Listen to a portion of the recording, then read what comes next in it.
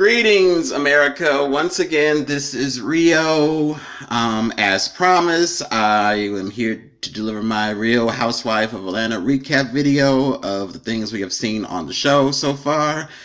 I was supposed to make this video yesterday, but I couldn't because I was so enraged of the bullshit and the stunts and the shows on the Love and Hip Hop Hollywood Reunion Part 2, and that was just with Milan and Miles, but you already know how I feel about that one. But anyway, as we say, on with the show. So, as we all know, we have all witnessed the fight between Cynthia and Portia. Now, I'm not even going to give you the whole violence is not the answer because we already know that. But however, I'm being fair. I think both of them are to blame. I think both of them need to take responsibility for their actions, and both of them have taken responsibility for their actions. I hate to see the fact that Cynthia had to get out of character like that over something as little as a word. You've been on the show for almost 5 seasons now, and you can't stand the word bitch. But then again, Cynthia claims she was drinking a tad bit too much, and she says she has overreacted. And to my surprise, Peter advised Cynthia to apologize. So who knows? Maybe the strain of their marriage is making Peter realize that, make him feel humble. Make Cynthia a little bit humble. I don't know, but I hope those two can work out their marriage problems. But at the same time, I don't wish them any ill harm. But at the same time, I do. If they can't work it out, I hope they're both man and woman enough to know, let's get a divorce. But hopefully that won't be coming anytime soon. So let's hope and pray the best for Cynthia. Portia. I really don't know what to say about Portia. I don't have any ill feelings towards Portia. You know, Portia's one of my favorite housewives. But I think Portia is coming to the point where she's getting mad as hell and she's not going to take it anymore.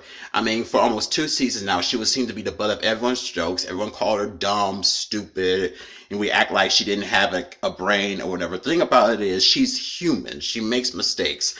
How many of these housewives have made mistakes? How many of us as humans have made mistakes similar to Portia's? So I don't think she's dumb at all. But like Nene said something on a talk show about Portia. She said, it's always the weak ones that always grow up to be stronger. And Portia's getting stronger every single day. You know, when we really think about it, really, Portia's really smart. She knows exactly what she's doing. I think she got out of character with this one, but out of all that, I really have nothing ill to say about Portia. I will say to Portia, don't piss off Portia. That's all I've got to say. Now going on straight to Kenya. First of all, I really don't understand Kenya's attempt to try to save Portia all of a sudden.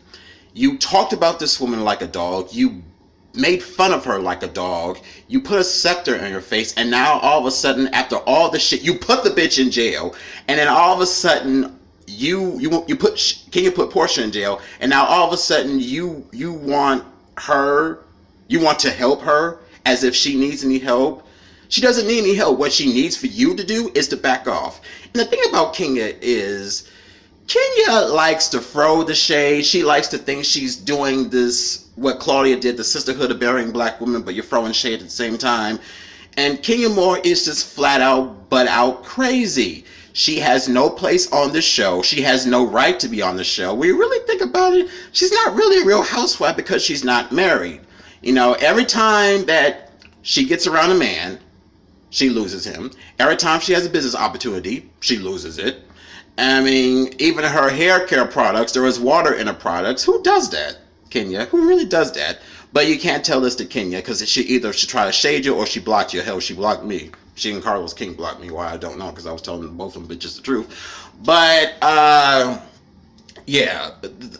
Kenya just needs to shut the fuck up. Like, really, just shut the fuck up. This was not your fight. This is a fight between Cynthia and Portia. They both moved it up. They both agreed to hash it out and move on. God. Oh! Don Juan. I don't know what I can really say about Don Juan that everyone else is not saying. But I will speak for Don Juan and on behalf of every man, woman, and child who is part of the LGBTQ community. Shut the fuck up. We do not want your $2.99 ratchet ass opinions. You are Candy's manager. You are the manager, period. You have a place to stand, and you are breaking it. Your place is to do exactly as Candy says, how she says it, and not take any lip from Candy. Your job is not to be a bitch or try to use this show for your own benefit, because nobody really cares for your ass. And the thing about Don Juan and, excuse me, I'm trying to hold this phone. Don Juan and Carmen, and I have to take Carmen in and out of the picture. The problem is that with Don Juan and Carmen, they're both lazy ass Negroes. They work, but they don't work as hard as maybe Todd's assistant or the other assistant slash managers that the other girls have. You know, I feel like they work, but they don't work hard enough to point, or they don't give Candy a bigger platform. Because if I were Candy, I would, you know, she has the sex toy line, she has the little radio show, but I see Candy doing more. But I feel like she's not doing more because her team is not pushing her more. I feel the only person who's really pushing her, you know, at this point in the game is her husband. And the thing about Don Juan is he's never happy. You know, every idea that Candy came up with, he thought was going to be a bad idea. And what was his concern? Money, money, money, money, money. Which makes me think, are you really making enough money, or are you spending it on materialistic bullshit? So, and then he's so nasty and so rude for no particular moment. He has this diva attitude that no gay man, no really red-blooded top wants to experience with that bossy bottom. So it's very hard to, you know, feel respect for the man when you're not respecting everybody else on the show. But even with the situation between Candy and Phaedra, both of them are to blame. You made it feel like it was all Phaedra's fault. It's not Phaedra's fault. It's both their fault. You're not even supposed to be in the conversation, ho. Back off. Find your place and stand in it. And smile. I know that life in Atlanta could be hard sometimes for a black gay man, but goddamn it, smile. Life is not that bad. All that dick in Atlanta and you can't even get one. Find a dick to sit on, please, but just shut the fuck up. For the love of God. And I say this on behalf of myself and the viewers, so I'm not the only one. Shout out to Candy for finally putting Kenya in her place. The thing, and like I said before, Candy has put up with Kenya's bullshit for so long to the point where she's not going to put up with anymore. And even with Kenya fighting with Candy, it would be a disastrous thing, because let's be honest, the fact that Kenya Moore is still trying to have a baby at 75 years old, and, you know, to mess with a pregnant woman, that's, in her mind, she said herself, that's considered to be bad karma.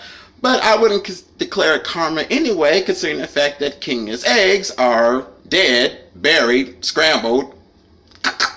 But you can't tell that to Kenya, because, you know, she thinks, you know, Prince Charming is going to come down from his magic castle and deliver his magic dick and give her Kenya his magic sperm. And, you know, that's the mind of Kenya. That's what I'm saying.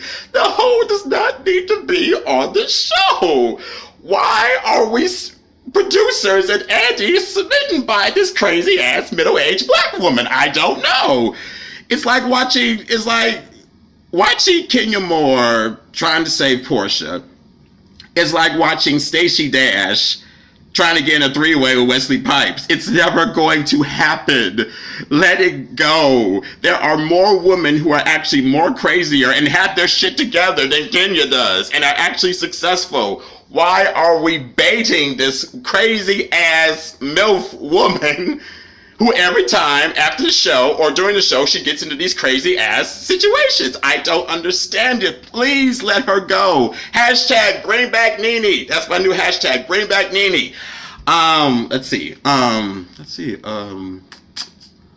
Kim. You know, everyone's saying that Kim shouldn't be on the show because she's not the dramatic material. I kindly disagree. I feel that Kim is this season's version of Deshawn Snow. Remember Deshawn Snow from season 1? She was considered to be the good housewife, the one who had her shit together. You know, she made mistakes, but the problem is the producer said that she was too human for a circus show. And at this point in the game, with the show, the direction is heading, I think we need women like Kim on the show. I mean, this is the thing.